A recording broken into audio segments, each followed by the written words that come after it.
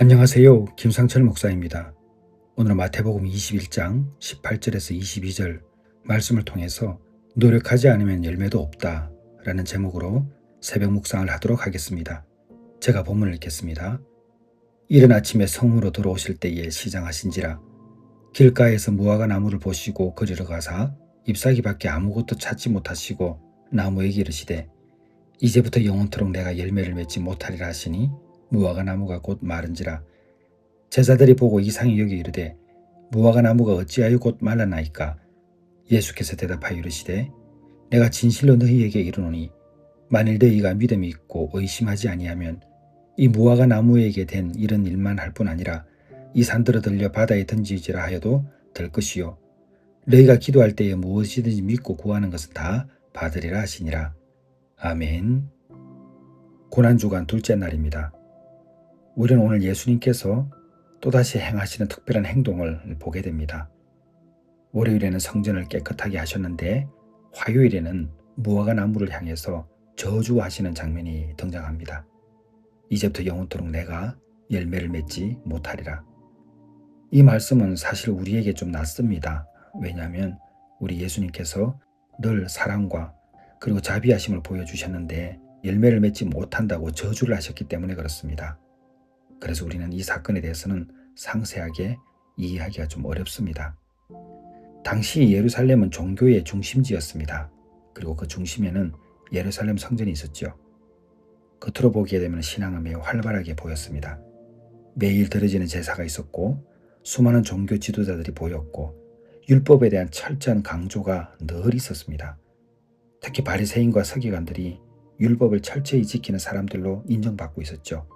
보이는 것이 늘 좋았습니다. 그런데 문제는 열매였습니다. 그 모습은 무성했는데 하나님께서 찾으시는 그 열매, 그때 필요했던 열매, 그게 없는 것이었습니다. 사랑, 정의, 회개, 겸손, 이러한 열매들이죠. 오늘 예수님께서 비유적으로 말씀하신 것은 바로 이것입니다. 행위는 있지만 열매가 없는 거예요. 열심은 보이지만 진짜가 없는 것이죠. 바로 이 무화과 나무가 그런 영적 상태를 상징하는 것입니다. 무화과 나무가 잎이 무성했기 때문에 열매도 당연히 있어야 되는 것이 정상이거든요.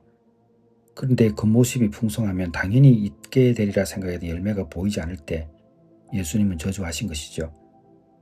생명이 없고 변화되지 못한 것을 책망하는 것입니다. 여러분, 우리가 신앙생활을 하면서 변화가 없다는 것은 문제가 있죠.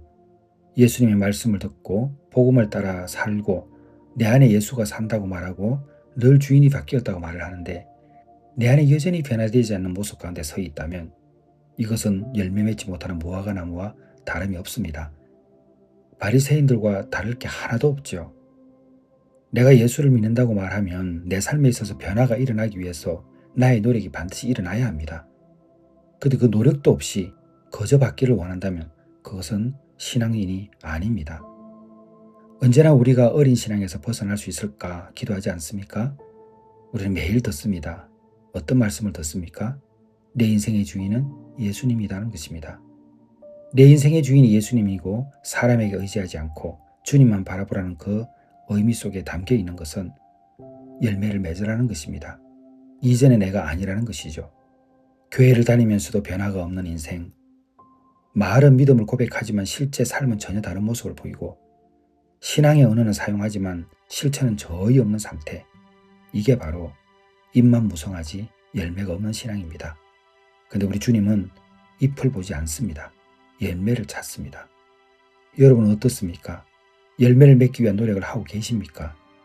우리는 고난주간에 이것을 깊이 묵상해야 합니다. 내가 신앙생활을 하고 있는데 우리 집 모두가 예수님이 우리 가정의 주인이심을 고백하며 살아가고 있는데 왜 변하지 않는 삶 속에 놓여 있는가? 그것은 바로 열매가 없는 인생과 다름이 없습니다.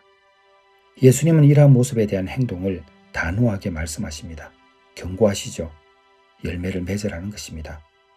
하나님께서는 오래 참으시지만 열매 없는 신앙을 기뻐하지 않으시고 너무나 무서운 말씀을 하시게 되는 것입니다. 이 사건 이후에 예수님께서는 제자들에게 중요한 말씀을 하셨습니다. 너희가 믿고 구하는 것은 다 받게 된다는 것이죠. 여러분, 무엇입니까? 단순히 기도하는 것이 아니죠. 살아있는 믿음을 가진 기도를 하라는 것입니다. 그러니까 내 삶에 변화가 일어나지 않을 때 기도의 성부를 걸어야 합니다. 여러분 정말 기도하고 계십니까? 여러분 기도하고 있다면 변화가 일어날 수밖에 없습니다. 중언부언하지 아니하고 의심 없이 구하는 기도를 할 때에 변화가 일어나는 것입니다.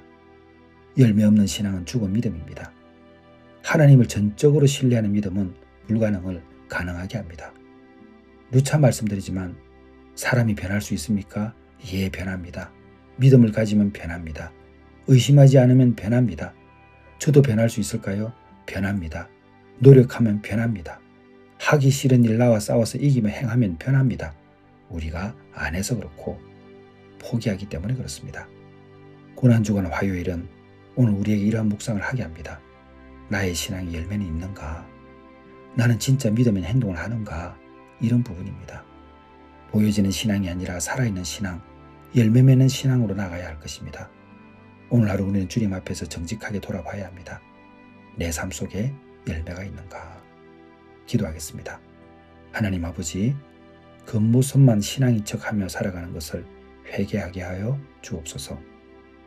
마음 안에 늘 사랑과 순종이 살아있고 참된 열매를 맺기 위한 노력이 함께할 수 있도록 도와 주옵소서. 예수님의 이름으로 기도드렸사옵나이다. 아멘.